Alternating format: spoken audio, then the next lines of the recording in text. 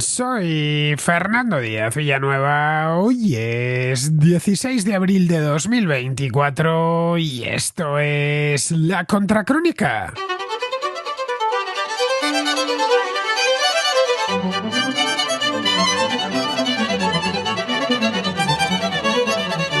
Tal y como veíamos ayer aquí mismo en La Contracrónica, este sábado Irán realizó un histórico ataque sobre Israel. Por primera vez en la historia de la República Islámica, atacaba directamente suelo israelí. Fue un ataque aéreo efectuado con drones y misiles, algo muy ambicioso y concebido para causar el mayor daño posible, saturando las defensas israelíes. Pero fue un fracaso. Casi ninguno de los misiles ni de los drones alcanzó su objetivo. La mayor parte de ellos fueron destruidos antes incluso de que alcanzasen el espacio aéreo israelí. No hubo víctimas mortales ni daños materiales significativos. Tan pronto como los drones y los misiles despegaron de sus bases en Irán, una línea defensiva de radares, aviones de combate, buques de guerra y baterías antiaéreas estaba ya preparada para neutralizarlos. La defensa no solo corrió a cargo de Israel, Estados Unidos y otros países, entre ellos algunos árabes como Arabia Saudita y Jordania, colaboraron en una admirable exhibición de defensa colectiva muy bien planificada y de ejecución impecable. El ejército israelí y el estadounidense interceptaron la mayor parte de los drones y misiles, pero pudieron hacerlo porque los países árabes les habían transmitido previamente información sobre el plan de ataque. Una vez empezó, abrieron su espacio aéreo a sus aviones de combate, compartieron información de seguimiento de radar y en algunos casos, como el jordano, asignaron incluso efectivos propios al empeño.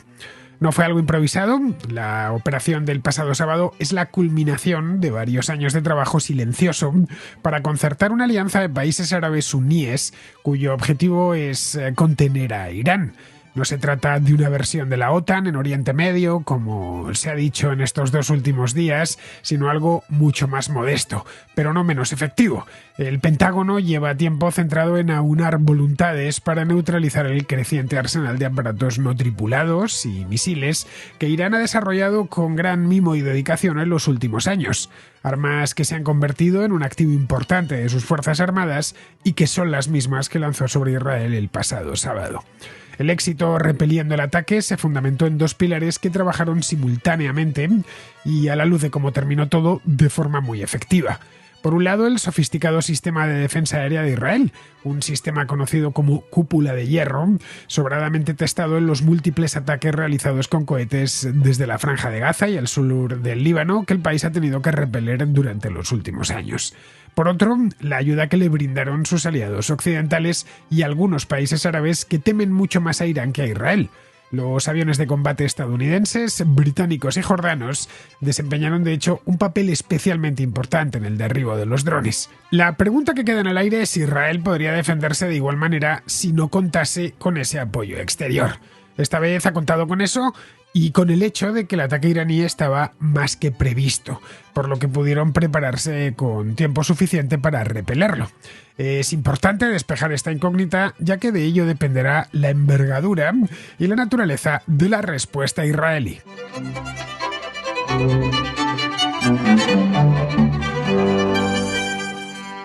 El ataque sobre Israel de este fin de semana, que vimos con más calma en el programa de ayer, hoy vamos a continuar porque se me quedaron algunas cosas en el tintero y además se ha informado mucho y muy bien sobre esta historia y tenemos nueva información y análisis hechos un poco en caliente porque han pasado apenas 3 días, pero suficiente como para hacernos una idea de lo que sucedió, de cómo sucedió y vislumbrar lo que puede suceder a partir de ahora. Saberlo, lo que se dice saberlo, la verdad es que no tenemos ni idea. Ni yo, ni vosotros, ni nadie. Así que el que os venga diciendo va a pasar tal o cual cosa, seguramente no. Fijo, se lo está inventando porque el futuro no tenemos manera de conocerlo. Bien, pues este ataque ha provocado, ya digo, un aluvión de reacciones y se ha convertido en el tema de actualidad por excelencia en las últimas 48 horas. Traíamos 2-3 semanas muy tranquilas en el panorama internacional y esto es bastante habitual. A periodos muy tranquilos, periodos de sequía informativa, sobreviene de golpe algo realmente gordo. Y la verdad es que no es para menos teniendo en cuenta lo que se juega en aquel lugar tan desdichado del mundo como es Oriente Próximo y Oriente Medio. Y lo que podría suceder, claro, en el caso de que estallase, como ya os comentaba ayer, una guerra a gran escala entre Israel e Irán que involucrase a todo Oriente Medio. Lo incendiaría por completo.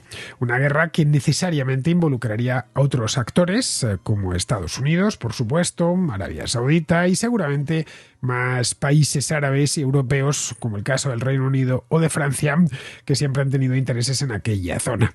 Una de las cosas que más han llamado la atención ha sido el modo en el que Israel se ha defendido. Esto creo que todos los que nos hemos interesado por este tema todavía no salimos del asombro, porque las armas que enviaron los iraníes hasta Israel eran muchas, fue un ataque masivo, un ataque de alta tecnología, con misiles de crucero, balísticos y sobre todo con drones, los mismos drones, los Shahed, que se han utilizado con gran éxito, que los rusos han utilizado con gran éxito en Ucrania, en Israel han fracasado estrepitosamente. Los israelíes, de cualquier manera, están acostumbrados a que les ataquen con cohetes, tanto desde el norte, desde el sur del Líbano, como desde la Franja de Gaza.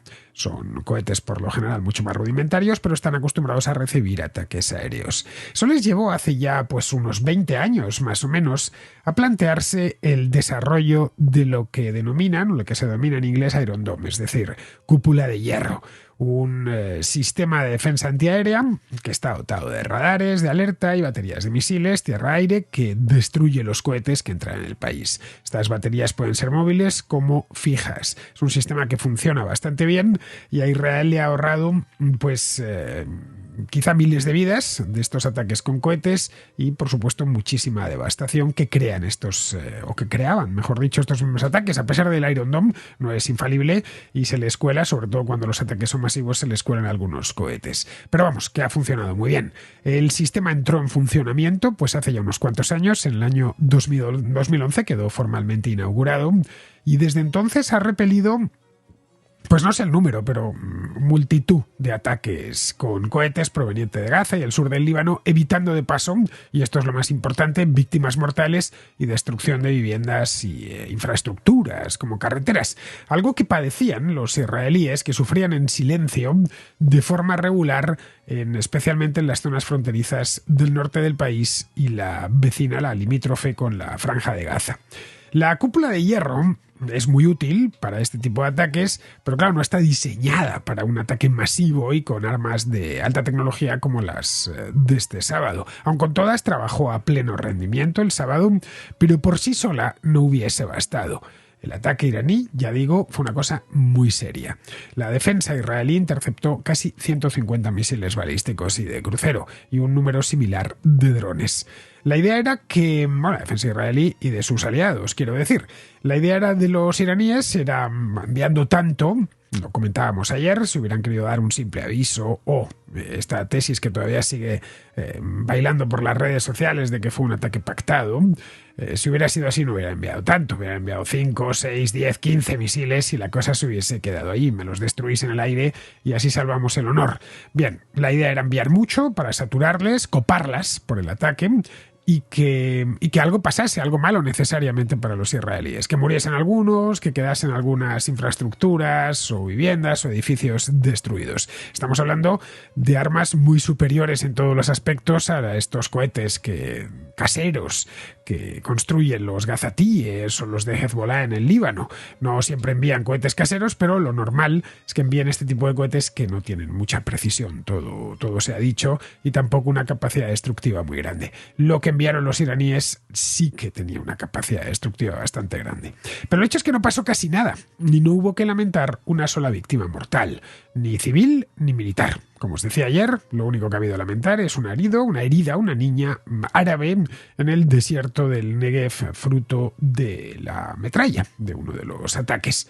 Un éxito semejante fue posible gracias a la colaboración de una serie de aliados, ya fuesen aliados firmes de Israel, como son Estados Unidos o los países occidentales, como Francia o el Reino Unido, ya fueran de ocasión, como el caso de los países árabes, que contribuyeron poniendo su granito de arena, o su paletada de arena, como fue el caso de Estados Unidos, para que no pasase nada grave. Este tipo de sistemas de defensa aérea, para resistir un ataque semejante, no pensemos que se improvisan, que de un día para otro, bueno, se están atacando, venga, vamos a poner esto en marcha, llamo por teléfono a los jordanos y estos me ayudan. No, no funciona así.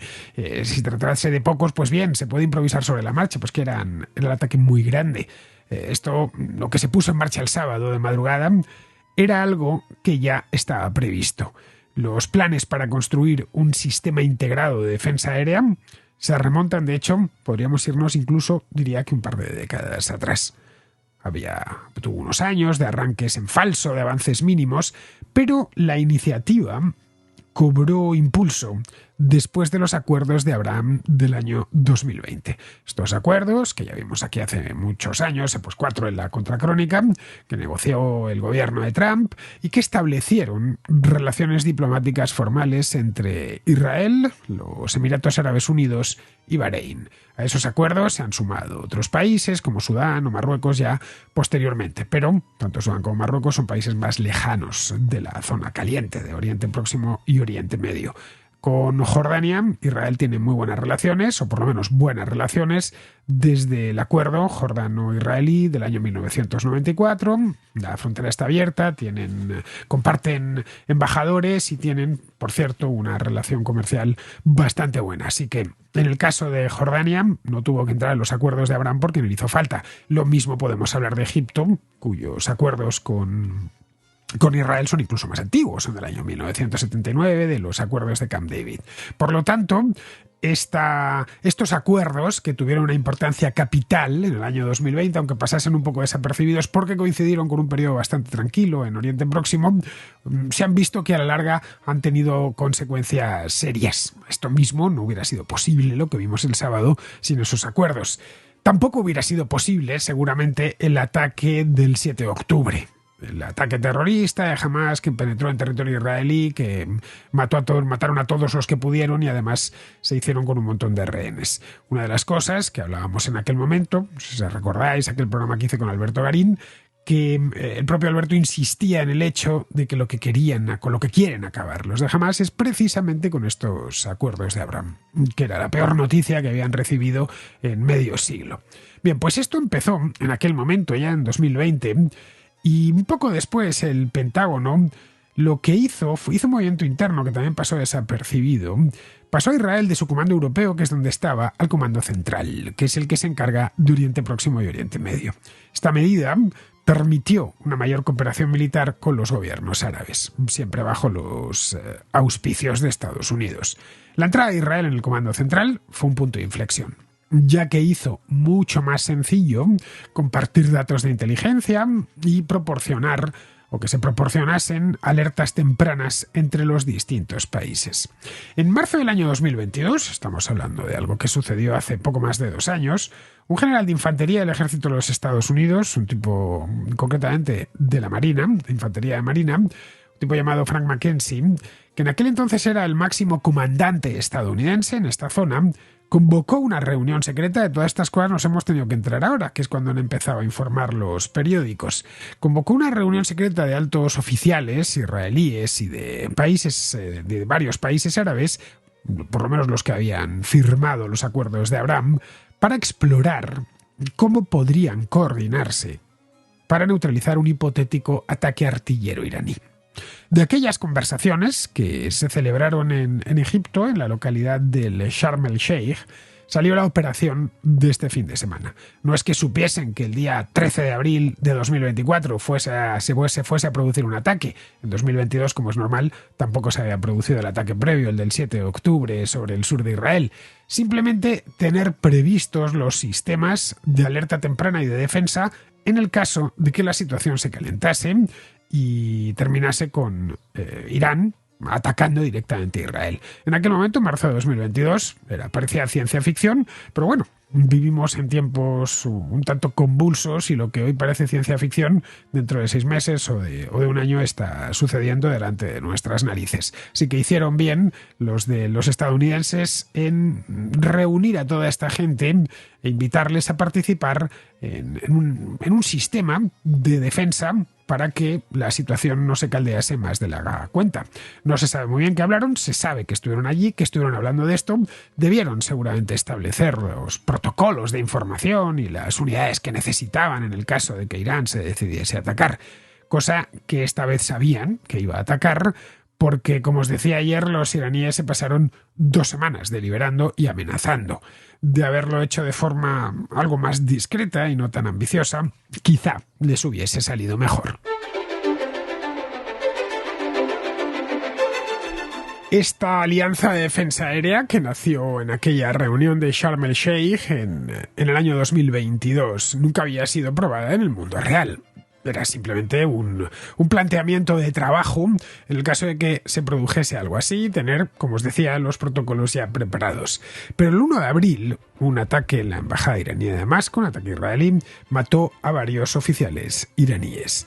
Entre ellos un general, el general Mohammad Reza Zahedi, que, según parece, era quien dirigía las operaciones paramilitares iraníes en Siria y en el Líbano. Es decir, una pieza muy jugosa y muy solicitada por parte de los israelíes, porque estas operaciones paramilitares iraníes en Siria y en el Líbano son operaciones dirigidas contra Israel. El gobierno iraní acusó el golpe en el acto. La humillación fue tremenda, claro, que les bombardeen una embajada o un edificio anejo, que algunos han dicho que no era una embajada propiamente dicha, estaba pegada a la embajada. No sé si formalmente formaba parte de la embajada o no formaba parte de la embajada, pero vamos, que tenían razones para ofenderse. Les habían liquidado a uno de sus mejores generales, a Reza Zahedi, que es el que les llevaba todos estos temas en Siria y en el Líbano. Acusó el golpe y prometió responder de forma ejemplar y de forma contundente. El Pentágono se puso entonces en marcha y contactó inmediatamente a los árabes para que compartiesen datos de inteligencia y ayudasen a interceptar los misiles y drones que lanzasen, llegado el momento. Se sabía que iban a atacar y se sabía también que iban a hacerlo con este tipo de armamento. Es decir, no iban a mandar cazas a Israel para atacar ciudades israelíes. Eso hubiera sido un completo y absoluto suicidio. En el momento en el que el propio Ebrahim Raisi se puso a amenazar a los israelíes, que esto iba a tener una respuesta inmediata y que iba a ser una respuesta tremenda, los estadounidenses vieron que había llegado el momento de activar eso mismo, ese plan del que habían hablado y que habían cerrado en marzo de 2022. La respuesta inicial de los países árabes, de los gobiernos árabes, fue cautelosa. Temían que la ayuda a Israel pudiese involucrarlos directamente en el conflicto y que eso les pusiese en el mirador, en la mirilla, mejor dicho. Es decir, que corriesen el riesgo de represalias por parte de Irán. Los Emiratos Árabes Unidos y Arabia Saudita acordaron en privado compartir información de inteligencia, mientras que Jordania, aparte de compartir la información de inteligencia, dijo que permitiría el uso de su espacio aéreo a aviones de combate de Estados Unidos y del Reino Unido o de Francia. Y además de eso, que utilizaría sus propios aviones de combate para ayudar a interceptar misiles y drones iraníes, los que pasasen por encima de Jordania. 2 días antes del ataque, el gobierno iraní informó a Arabia Saudita y a los países del Golfo sobre las líneas generales del plan, para que tuviesen en cuenta que su espacio aéreo iba a ser invadido por sus misiles y drones. Aquí los iraníes corrían el riesgo, obviamente, de que los países árabes les traicionasen, es decir, pasasen esa información a Estados Unidos. Era una posibilidad. La otra era que se callasen. Los iraníes seguramente lo hicieron con esa misma idea, de ponerles en un compromiso. Ya lo sabéis lo que vamos a hacer y cuándo lo vamos a hacer. Vosotros queda pasárselo o no pasárselo a los estadounidenses. Si se lo pasáis, nuestra operación evidentemente corre el riesgo de fracasar. Si no se lo pasáis, evidentemente vuestra población lo agradecerá porque son conscientes en Teherán que la opinión pública árabe es mayoritariamente anti-israelí. La cuestión es que estos gobiernos decidieron transmitir esta información a Washington, dando a Israel un dato fundamental. La Casa Blanca, de hecho, ordenó reubicar aviones y recursos de todo tipo y buques de guerra dotados con misiles y con aviones para poder para poder combatir este tipo de amenazas, es decir, drones en la zona del Mediterráneo Oriental, y tomó la iniciativa de la coordinación de medidas defensivas entre Israel y los gobiernos árabes, para que no tuvieran que negociar entre ellos. Estos gobiernos ofrecieron su ayuda porque, bueno, la razón real no la han dicho, pero nos la podemos imaginar. Seguramente porque vieron los beneficios de cooperar con Estados Unidos siempre y cuando mantuviesen un perfil bajo. El de Jordania no ha sido tan bajo, ¿eh? A partir de ese momento, pues el ataque ya estaba condenado a fracasar. Los misiles y drones iraníes fueron rastreados desde el momento mismo de su lanzamiento. Según estaban saliendo esos misiles de sus silos, ya les estaban dando seguimiento por los radares de alerta temprana en países del Golfo Pérsico, a los que naturalmente tiene acceso el centro de operaciones estadounidense en la base de Qatar.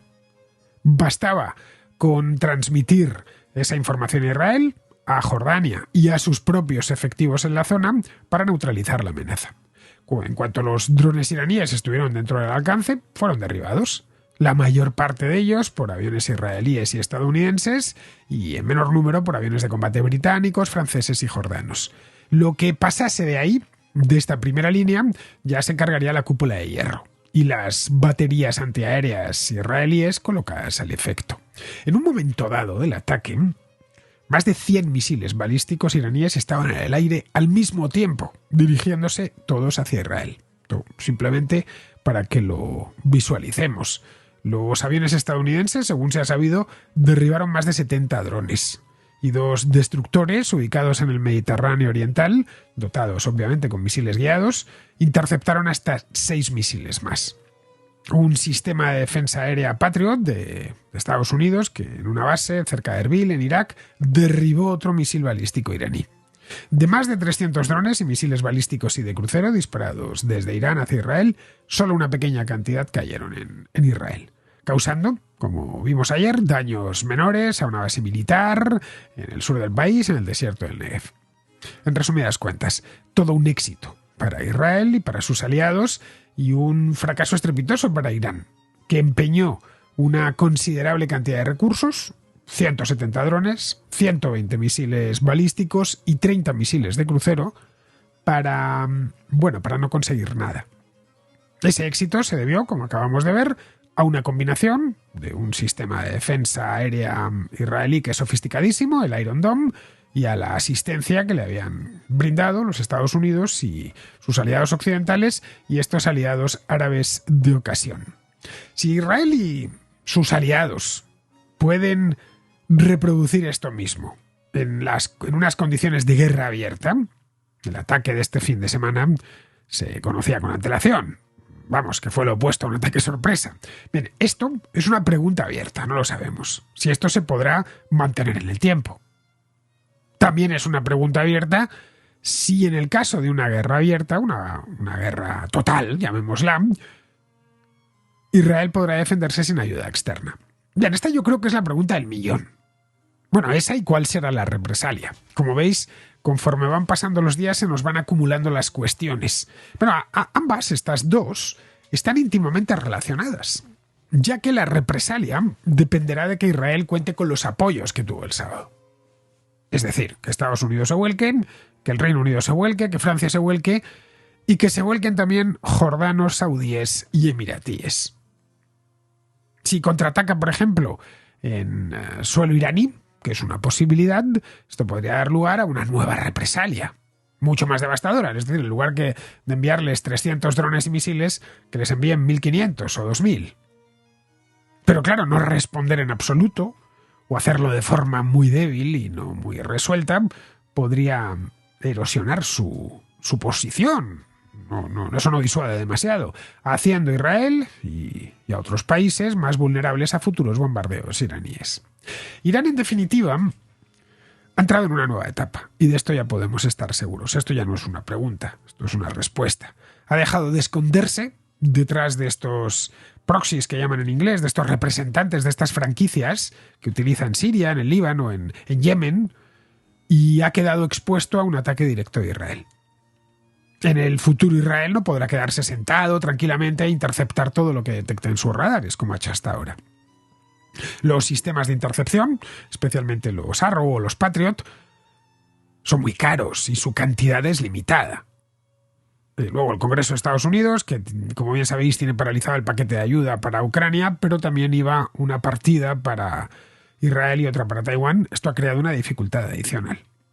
Irán no es un enemigo menor, todo lo contrario. No es Hezbollah o Hamas con sus cohetes caseros y de nula precisión. En el ataque del sábado los iraníes empeñaron cuantiosos recursos, pero nada en comparación con lo que tienen en su arsenal. El ataque fue un fracaso, pero dio al ejército iraní valiosa información de cómo operan las defensas aéreas israelíes y estadounidenses. En cierta medida, Irán puso a prueba el sistema de defensa israelí, y ya sabe cómo funciona. Sabe también que los países árabes y Estados Unidos se sumarán a la defensa de Israel. Bueno, Estados Unidos lo hará siempre, y de forma incondicional. Respecto a los árabes es una incógnita más. El sábado, en definitiva, fue fundamental que estos países proporcionasen información de inteligencia, abriesen su espacio aéreo y, en el caso de Jordania, contribuyesen con su propia fuerza aérea para derribar drones iraníes en el aire. Esto tendrá consecuencias, ya que Arabia Saudita, Jordania, los Emiratos ganan de este modo influencia sobre el gobierno israelí. Pueden decir a Netanyahu que ellos estarán ahí en caso de problemas, porque aborrecen a los iraníes, pero no a cualquier precio, sino con unas condiciones bien tasadas. Esto es algo a tener en cuenta, ya que ha quedado demostrado que Israel necesita a sus vecinos en las dos vertientes, la de la disuasión y la de la defensa. La primera es importantísima, ya que nadie, salvo un suicida, se mete en una guerra si sabe que la tiene perdida de antemano, y que la derrota pues tendrá un coste político inasumible. La segunda, la de la defensa, es más importante aún. En Irán consideran que tras el ataque pues el orgullo nacional ha quedado restaurado, pero no quieren volver a quedar en evidencia. De nada sirve tener miles de drones y misiles en los arsenales si tu enemigo los va a neutralizar a todos. Eso sí, con esto los iraníes sientan un precedente. Si Israel mantiene su campaña de atacar intereses y representantes y franquicias iraníes en Siria, en el Líbano, en el Mar Rojo, corre el riesgo de sufrir otro ataque. Este es un elemento que debemos tener en cuenta y que cambia muchas cosas en Oriente Próximo. Tiene, para qué negarlo, su parte positiva, ya que involucra a los países árabes en el problema de Gaza, algo a lo que han sido muy esquivos hasta el momento por miedo a malquistarse con su opinión pública. Pero el conflicto ha escalado demasiado y todos dependen de todos. Esta interdependencia mutua es una buena noticia, ya que en el caso de que pase lo que nadie quiere que pase, todos tendrán mucho que perder. Vamos con la contrarréplica. Empezamos con Jonathan, a quien conocí, por cierto, el otro día en Málaga, que planteó una reflexión muy interesante sobre la radicalización del gobierno de Pedro Sánchez a lo largo de los últimos 2 años y especialmente de los últimos 6 meses. Y bueno, fue un placer conocerte el pasado viernes en Málaga, que me pudiera firmar el libro y que pudiéramos departir un poco. Y quería hacer una reflexión muy breve, y es si tú crees que toda esta gira del gobierno pro-Palestina, si todo este trabajo que se está desarrollando para destruir el mercado de la vivienda y del alquiler, etcétera, sirve un poco como escándalo tapa otro escándalo, ¿no? Y un poco es para hacernos olvidar todo el tema de Begoña Gómez, todo el tema de Koldo y toda la vergüenza que puede suponer esa ley de amnistía, etcétera. No sé si esto puede estar un poco hasta orquestado, hacer el patético hasta el límite insospechado, o es que sinceramente no dan más de sí y bueno, van con todo, a cargarse el Estado, a cargarse los derechos individuales, a cargarse cualquier acción liberal, con fin de imponernos este socialcomunismo que la verdad es que cada vez da un poquito más de pavor. Muchísimas gracias y un fuerte abrazo.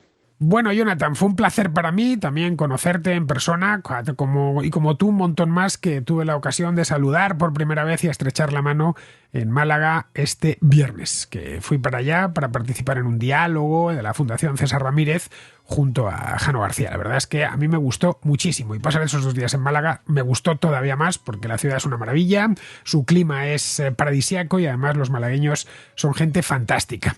Bueno, respecto a este tema que nos traes, a ver, supongo que me habrás escuchado decir en alguna ocasión, en algún programa, en algunos que he hecho sobre la situación política en España, que Pedro Sánchez ha podemizado al Partido Socialista. Es decir, con esto ha conseguido secar la base electoral de Podemos y perjudicar mucho a la de su sucesor, la de Sumar. Esa es la razón por la cual Pedro Sánchez ha conseguido mantener los resultados que tuvo en el año 2019. De hecho, ganó incluso unos cuantos votos en las elecciones del año pasado.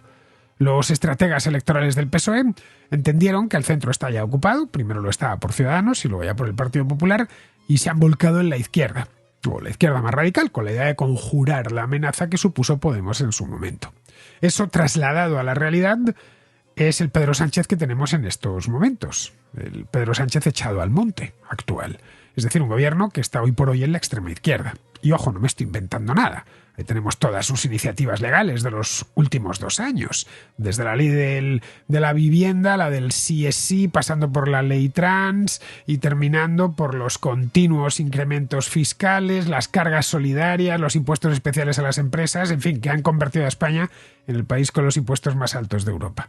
Esto también se sustancia en un gasto público disparado y una deuda que va en la misma dirección. Es decir, un gobierno de true left, de izquierda verdadera, de izquierda plena. Con esto están alimentando una clientela bastante grande, por cierto, y además satisfaciendo a los votantes del lado más radical de la izquierda, que ven en Pedro Sánchez a su representante natural. Para entender esto, hay que entender antes su debilidad parlamentaria y lo mal que lo pasaron en el PSOE entre 2014 y 2016, temiendo que Podemos le sacase del negocio, como hizo Syriza en Grecia con el PASOK. En España nunca llegó a suceder algo similar, nunca consiguieron pasoquizar al PSOE, como quería hacer Pablo Iglesias, porque el PSOE de Sánchez se podemizó. Es decir, fue la operación inversa. Esto es algo que creo que Pablo Iglesias ya vio en su momento y asumió que a lo más que podían aspirar era ejercer de segundones. Hoy ese espacio que representa a trancas y barrancas Yolanda Díaz es una simple muleta del Partido Socialista sin demasiado futuro. En tanto que el votante de centro ya se ha despegado por completo de este Partido Socialista, todo lo que cabe esperar de aquí al futuro es que esa izquierdización vaya más. Si vemos lo que está pasando en la campaña electoral vasca, como lo veremos en la catalana el mes que viene y luego posteriormente en la europea a principios de junio, es que ya ni siquiera disimulan, tratando de hacerse ver o de mostrarse como un partido socialdemócrata europeo y moderado. No. Es un partido que sirve a los intereses muy concretos de Pedro Sánchez y esos intereses se cifran en adoptar la postura que Pedro Sánchez entiende que le puede mantener en la Moncloa. Sabe que el único modo de que se mantenga ahí son sus socios independentistas y conservar esos votos de extrema izquierda. Bien, seguimos con Natil, que continúa con este tema del mercado laboral español, del que hemos hablado en los últimos días. Bien, Natil no es español, está en Estados Unidos, pero ha empezado a trabajar para una multinacional española. No diré cuál, pero es un banco. Nos cuenta lo que le pedían a él allí para contratarle, con un buen sueldo, por cierto, y lo que piden aquí por el mismo puesto de trabajo, con un salario, al menos lo que se lleva él a su casa, o lo que se llevaría él a su casa, en el caso de trabajar en España, sensiblemente menor. Que nos lo cuente Natil. Buenas, Fernando, buenas Contescuchas. Sobre lo que decía el Contescucha del modelo de empleo británico, yo quiero dar el otro punto de vista, el modelo de empleo americano. Yo soy supervisor actualmente en una multinacional estadounidense y acabo de conseguir trabajo en una multinacional española aquí en Estados Unidos.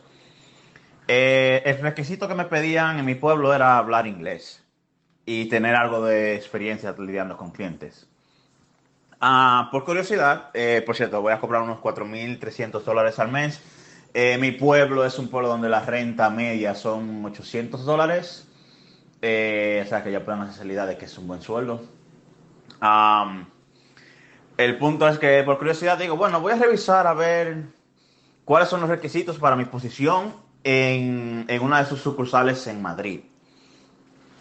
Pues me meto y veo que lo que me pedían aquí era simplemente hablar español. Cosa que creo que está un poco claro aquí que lo hablo.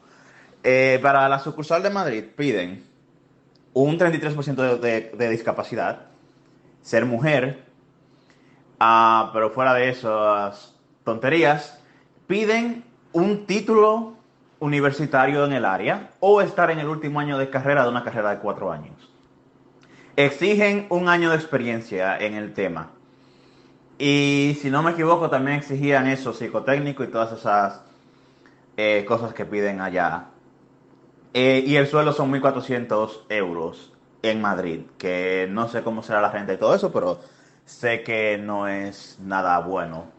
Luego, preguntarse por qué el mercado americano es tan dinámico, que ahora mismo yo básicamente simplemente yendo allá diciendo, mira, hablo inglés, hablo español, tengo un poco de experiencia con clientes, me dan un trabajo en esa multinacional aquí en Estados Unidos, pero yo apuesto que yo en Madrid hubiese ido y prácticamente, probablemente ni siquiera me hubiesen dejado entrar. Así que en España, aparte de regulaciones, está el problema de la titulitis, está el problema de los despidos, o sea, tienen todo el combo para que todo vaya mal. Hacen todo al contrario de cómo se hace aquí en Estados Unidos. Esto encaja con lo que hablábamos aquí mismo ayer. En España manda la demanda de trabajo, es decir, las empresas, porque aquí hay poco empleo. Eso les permite poner todas las barreras de entrada que quieran, incluyendo titulaciones, másteres, idiomas, etc. Respecto al salario, ten en cuenta las cargas sociales en España, que son muy altas, y la retención del IRPF.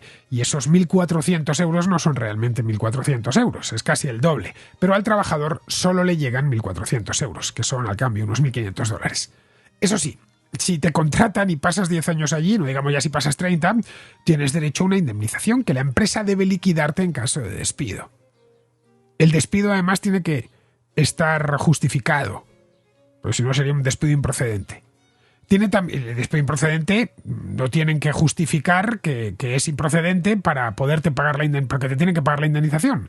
En el caso de que sea procedente, es decir, que vayas a tu jefe y le escupas en el ojo, ya es distinto. En ese caso sería un despido procedente, aunque no sé si en el juzgado de lo social al juez le parecería bien que escupieses a tu jefe en el ojo, porque no sé quién decía aquello, que los juzgados de lo social, los antiguos juzgados de lo laboral, más que de lo social, son de lo socialista. Es decir, que tienes poco menos que meterle fuego a la oficina para que den la razón al empresario y no al trabajador. Es decir, que si decide el patrono despedirte porque sí, porque no te necesita, por la razón que sea, aparte de un papeleo, te va a tener que pagar. Si llevas 30 años trabajando en la misma empresa, aunque ganes 1.500 euros, te va a tener que sacudir una buena cantidad. Tienen también que concederte un mes de vacaciones, obligatoriamente, y por supuesto todos los festivos nacionales, regionales y municipales. Aquí a las vacaciones se las denominan vacaciones pagadas. Eso siempre me ha hecho mucha gracia, no sé, como si el empresario te las pagase porque es muy bueno y te quiere mucho, pero es que no es así. Igual te quiere mucho, pero no te las va a pagar por eso. Simplemente prorratea ese mes que no vas a trabajar con el resto de meses, y eso se nota en el sueldo final, claro. Lo peor de todo de este sistema en España es que no admiten excepciones. No hay posibilidad de salirte de él. No puedes decir, oye, que yo no quiero vacaciones, sí que me pagas más. O yo no quiero trabajar 50 horas. Yo quiero no 40 horas, sino 50. O yo no quiero trabajar los sábados, porque me apetece, porque tengo 25 años y me sale la energía por todos los poros del cuerpo. Y no tengo ni familia todavía, ni nada de esto, y lo que quiero es trabajar. O yo no quiero contribuir a mi jubilación porque ahorraré por mi cuenta. Nada de eso es posible en España. Va todo en un paquete que o lo tomas o lo dejas. Vamos, flexibilidad nula. Bien, pues a todo esto lo llaman proteger el empleo. Pero no protegen el empleo en absoluto, porque el desempleo está siempre por encima del 10%. Así que aquí no hay protección ninguna, son hechos, datos. Algo tan elemental no lo entienden. Tampoco entienden que mucha gente se mantiene en su trabajo porque no les queda más remedio, y eso les genera toneladas de frustración e impotencia. Les gustaría cambiar, pero no pueden arriesgarse, porque si se quedan en la calle, pues podría ser para mucho tiempo. Pero nada, el sueño de los gobernantes en España, de todos, sin excepción, da igual que sean de la derecha, de la izquierda, del centro, de lo que sean, es que los trabajadores del sector privado sean casi como funcionarios, que tengan el mismo empleo toda su vida y les sea muy difícil despedirles. Para ellos el trabajo público es el modelo a seguir y claro, así nos luce el pelo.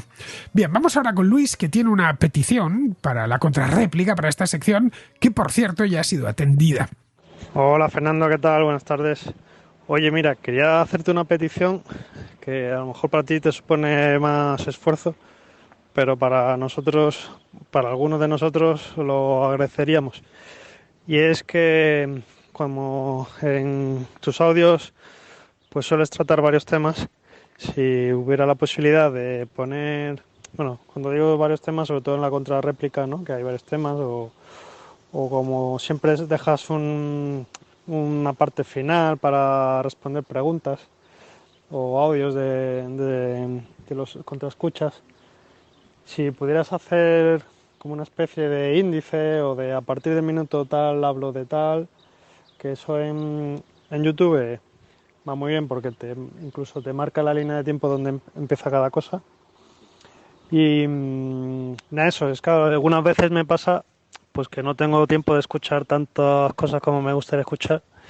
Tengo que priorizar unas cosas sobre otras. Y algunas veces pues me gustaría escuchar cosas tuyas en concreto. Y si pudiera ser el tener esa información de a partir de tal minuto empieza esto, pues la verdad que a mí me vendría genial. Y a lo mejor también aportar información, pues eso, en las contrarréplicas, pues sí que a lo mejor pues saber de qué temas tratas en concreto a partir de cada minuto. O, por ejemplo, siempre me gusta mucho escuchar, a lo mejor no me interesa un tema del que hablas un día, pero sí me interesaría cuando contestas alguna pregunta, pues a lo mejor sí que me gustaría el escuchar esa parte.